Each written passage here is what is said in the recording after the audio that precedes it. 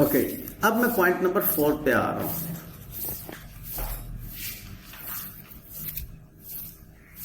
ये भी बड़ा सादा पॉइंट है। स्टूडेंट चूंकि इसको थोड़ा सा क्या मैं कह रहा था कि इसको भी अगर आप सादगी में लेंगे तो मेरी और आपकी जिंदगी आसान हो जाएगी। अगर सादगी में नहीं लेंगे तो इंशाल्लाह हम दोनों की जिंदगी कुछ परेशान रहेगी। और मेरी हमेशा से ख्वाहिश ये है कि आप लोगों की जिंदगी आसान हो ताकि मेरी भी जिंदगी साथ ही आसान हो जाए।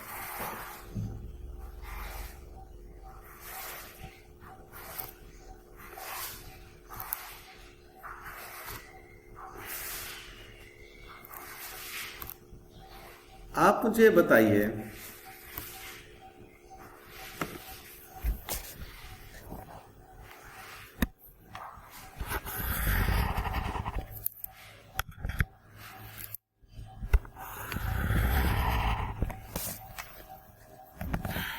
रेड से काम करने लगा मैं।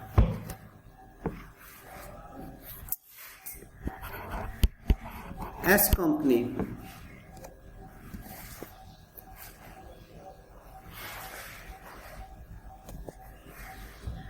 में आपने इन्वेस्ट करना है, उसके नॉन करंट एसेट्स 50,000 के हैं, उसके करंट एसेट्स 20,000 के हैं, 70,000 के उसके पास एसेट्स हैं। वालेकुम सलाम। एस कंपनी की ओनर्स इक्विटी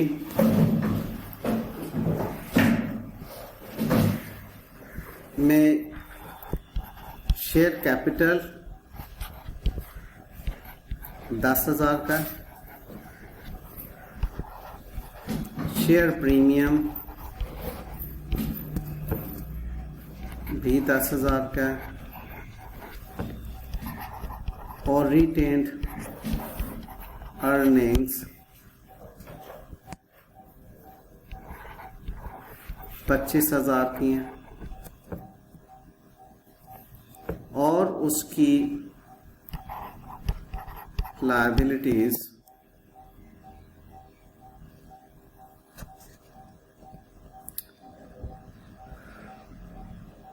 आपके पास टोटल क्या बनता है जी? 25,000 ही की लायबिलिटीज है। ठीक है, बैलेंस शीट टैली।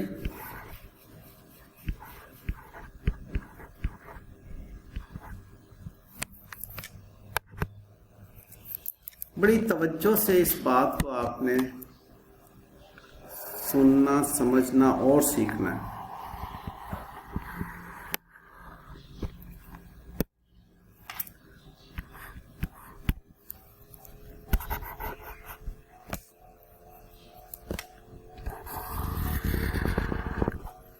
आप पी कंपनी है, इस बिजनेस को खरीदना चाहते हैं 100% शेयर्स। आप अपनी बुक्स में एक एंट्री करते हैं, इन्वेस्टमेंट इन S company debit, cash credit.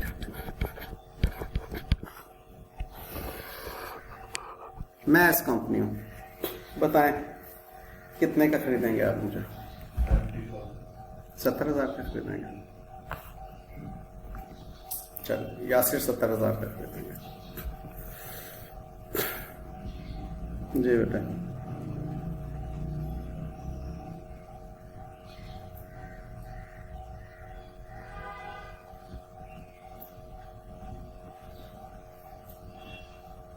आपके दिल में क्या आता है? कितने का खरीदेंगे?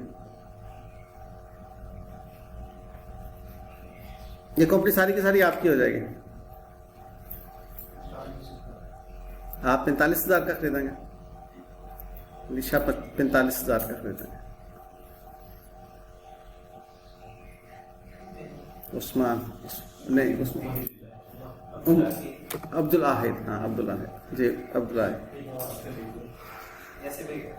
यासिर 70 की खरीदेगा, अलीशा की तरह के नहीं खरीदेगा 45? मेहरबानी है यार, मुझे 70,000 मिल रहा है, 45 अलीशा 45 दे रहा है मुझे। हाँ भाई उमर हैं, फ्री में खरीदेगा उमर, फ्री में खरीदेगा। हाँ जी उमर, कितने की खरीदेंगे? 70 की खरीदेंगे। हुसैन 70 की खरीदेंगे। 30 की 60 नहीं, 70 की 70। अच्छा जी, अब मैं पूछूंगा कि यासिर आप 70 की क्यों खरीद रहे हैं ये कंपनी? एसेट 70,000 के हैं। आप बेटे 60 की क्यों खरीदेंगे?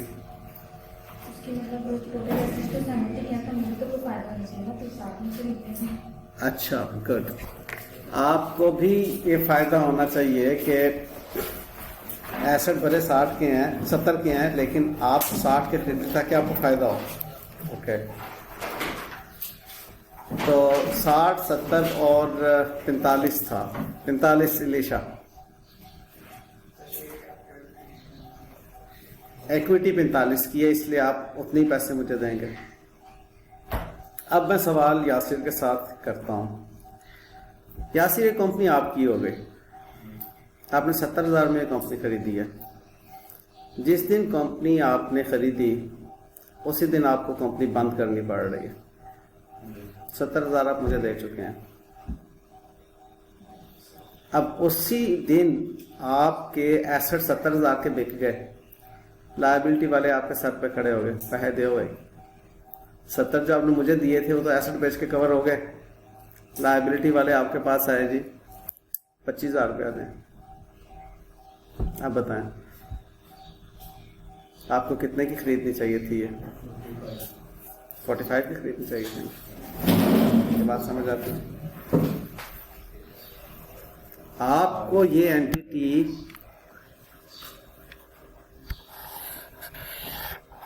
उतने की खरीदनी चाहिए थी जितनी इसकी एक्विटी है। उस एक्विटी को हम अगर नेट एसेट का नाम दे दें तो कोई गुनाह वाली बात तो नहीं है। मैंने जब रेशोज आपके साथ डिस्कस किया था तब भी नेट एसेट मैंने कहा था ओनर्स इक्विटी को कहते हैं, और मेरे ख्याल से आपके साथ प्रीवियस डिस्कशंस में कोई 10 से ज़्यादा मरतबा मैं बता चुका हूं कि ओनर्स इक्विटी और नेट एसेट्स एक ही शख्स के दो नाम हैं। नेट एसेट्स इस एंटिटी के हैं 45,000। आप इसको 45,000 से ज़्यादा का नहीं खरीदेंगे, ठीक है? क्यों रिदा, आप बताओ कितने का खरीदोगे? 45 का खरीदोगे? मेरी कंपनी है ना, मैं कहता हूं कि मैंने तो ये 65 से कम की नहीं बेचनी। खरीदोगे? नहीं? कौन खरीदेगा 65 को?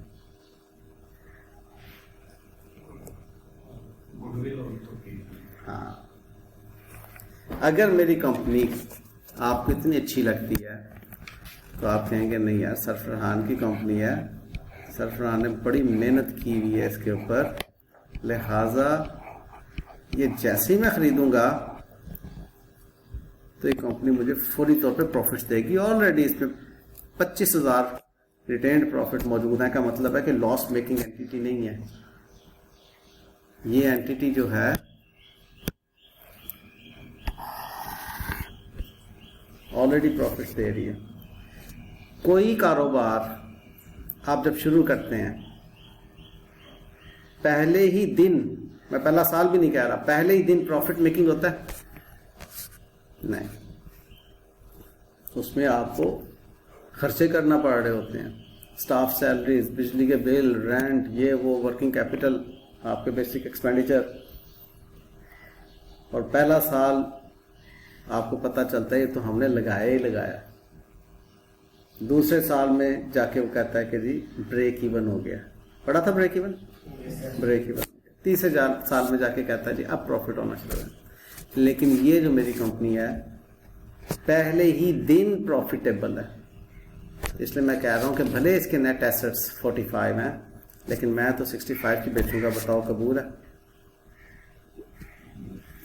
आप थोड़ा सा निगोशिएट करते हैं, कुछ जज्बाती बातें करते हैं, सर आपके पुत्र हैं, जाने दें, ऐसे तो ना करें। मैं जज्बाती हो जाता हूं, मैं कहता हूं ठीक है आप मुझसे ये 60 की ले, आपके लिए स्पेशल प्राइस।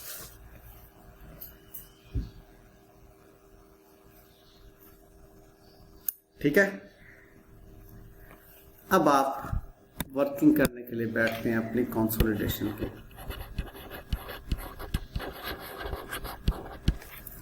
आपने अभी तक जो एंट्री की है पी कंपनी में की है, कंसोलिडेटेड बैलेंस शीट में नहीं की,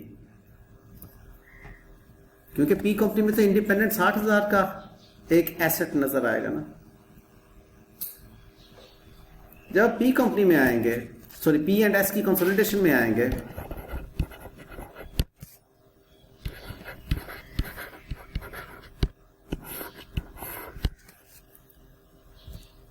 तो कल तक मैंने जो आपको पढ़ाया था वो क्या था? जो इन्वेस्टमेंट है उसने कैंसल होना है इक्विटी के साथ, ही बात की थी मैंने। कल 2 क्वेश्चंस किए हमने। इन्वेस्टमेंट एक में 40,000 थी, इक्विटी 40,000 थी। दूसरे में 80,000 थी, 80,000 इक्विटी थी। हमने कैंसिल कर दिया था उसको। क्यों कैंसिल किया था? क्योंकि उनको इनकॉर्पोरेट जब हुई थी, सिंस इंसेप्शन, सिंस इनकॉर्पोरेशन हमने उसको एक्वायर कर लिया था। कोई प्रॉफिट्स नहीं थे, कोई कुछ नहीं थी, जितनी की थी उतने की हमने खरीद ली थी, कट गई। आज 5-6 साल हो गए इस कंपनी को चलते हुए। हम जब इसको एक्वायर कर रहे हैं, आप जब इसको एक्वायर कर रहे हैं एस कंपनी को, आप 60,000 दे रहे हैं, ओनर्स इक्विटी उसकी 45 की है। अगर आप उसको काटते हैं तो यहां पर कितना बाकी बच जाता है इन्वेस्टमेंट डेबिट में? 15,000। उस 15,000 को आप कहते हैं गुडविल। और वो गुडविल कहां नजर आती है? वो आपको कंसोलिडेटेड फाइनेंशियल स्टेटमेंट में नजर आती है, 15,000 की गुडविल, जब ये 60 इस 45 के साथ कटता है।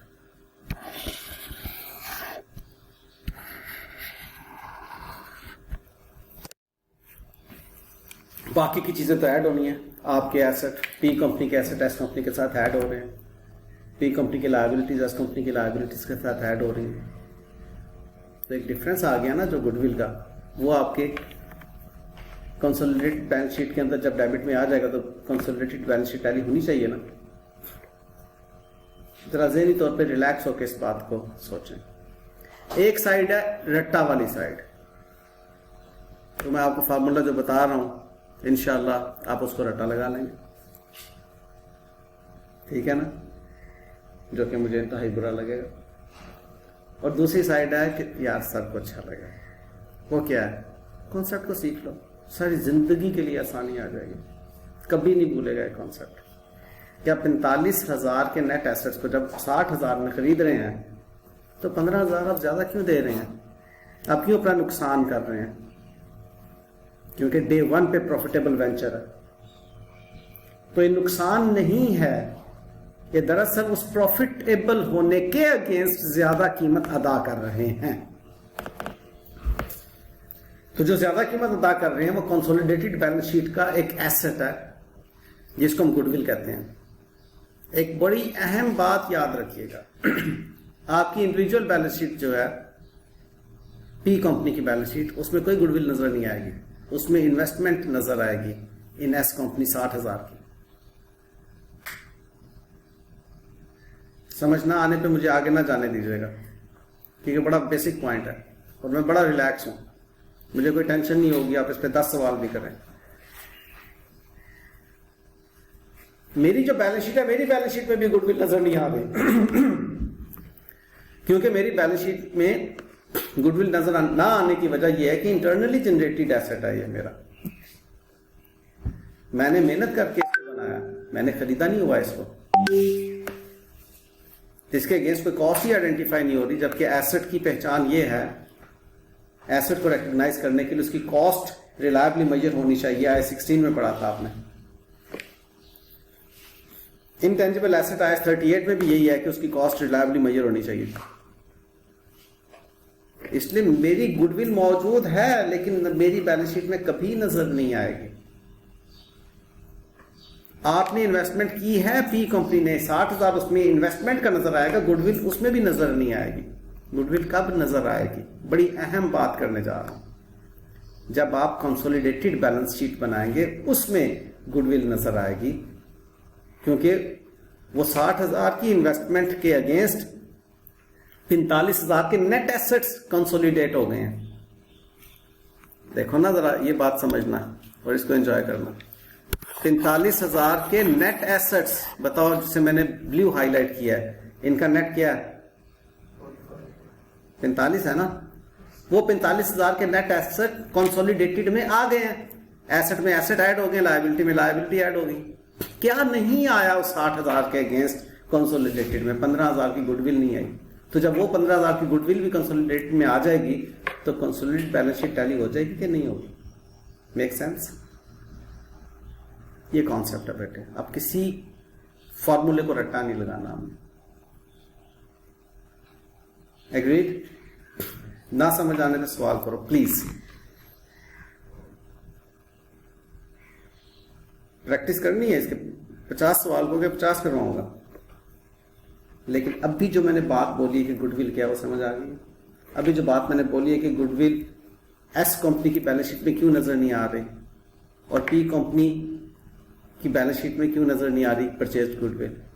पी कंपनी में इन्वेस्टमेंट नजर आ रही है, एस कंपनी की इंटरनली जनरेटेड है। वो तो मैं आपको कह रहा हूं जी, अगर आपने कंपनी खरीदनी है तो ठीक है, आपके लिए 60 की बेच रहा हूं। आप भले मुझे कहें कि जी इसकी वैल्यू तो 45 बनती है, मैं कहूंगा आई एम सॉरी, आप ना खरीदें। ठीक है? तो आप कहते हैं नहीं यार, मैंने कंपनी खरीदनी है, मैंने इन्वेस्टमेंट करनी है, यही कंपनी खरीदनी है, तो ठीक है 60 में। तो 15 जो ज्यादा दे रहे हैं, अपना जो नुकसान कर रहे हैं, उस नुकसान का नाम क्या है? गुडविल। कहां पर? कंसोलिडेटेड बैलेंस शीट में। एग्रीड? आगे चलें? गुड। तो गुडविल का बेटे जान फॉर्मूला ये बनता है, ये जो मैंने अकाउंटिंग एंट्री की है,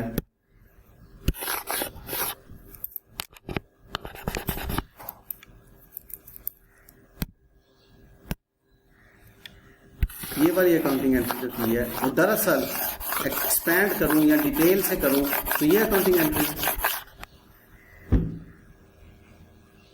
आपने जो 60,000 देके मेरी कंपनी खरीदी, वो कैश दे दिया का मतलब है कि कोई नॉन कैश चीज आपने नहीं दी, कोई डेफर नहीं किया। डेफर का मतलब है ना उधार नहीं किया। तो बुनियादी तौर पे तो इन्वेस्टमेंट डेबिट और कैश या कैपिटल या कंसिडरेशन पेएबल लायबिलिटी क्रेडिट होना चाहिए था ना। आपने सारा का सारा कैश देके बात खत्म कर दी। तो ये वाली एंट्री है। ये कहां पर हमने की थी? वर्किंग 3 में की थी, लिहाजा वो वर्किंग 3 की फिगर यहां पे ले आओ। अब मैं आपको स्टेप बता रहा हूं जो कि आपने एग्जामिनेशन क्वेश्चन के अंदर फॉलो करने। वर्किंग 3 में एक वर्क आपने फिगर वर्कआउट कर ली, वो थी परचेज कंसिडरेशन की। और वो क्या थी? जिससे इन्वेस्टमेंट आपकी डेबिट होती है, उसको उठाएं, वर्किंग 4 में क्यों लेकर आए? क्योंकि वहां पे गुडविल कैलकुलेट हो रही है। और उसको लेस किससे करें? Net assets. ये मैंने आपको एग्जाम्पल के तौर पे बातें की हैं, इसका पिछले सवाल से कोई ताल्लुक नहीं है। ठीक है? नेट एसेट उस क्वेश्चन से आया। इस क्वेश्चन में नेट एसेट्स कितने थे? 40,000। ये लेस किए, 40 ही की इन्वेस्टमेंट थी।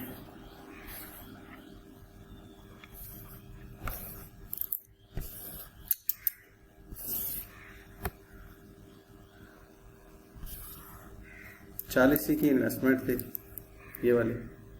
नेट एसेट्स 40 के, तो गुडविल कोई नहीं थी ना। ठीक है? लिहाजा ये हमारी जो फिगर बन रही है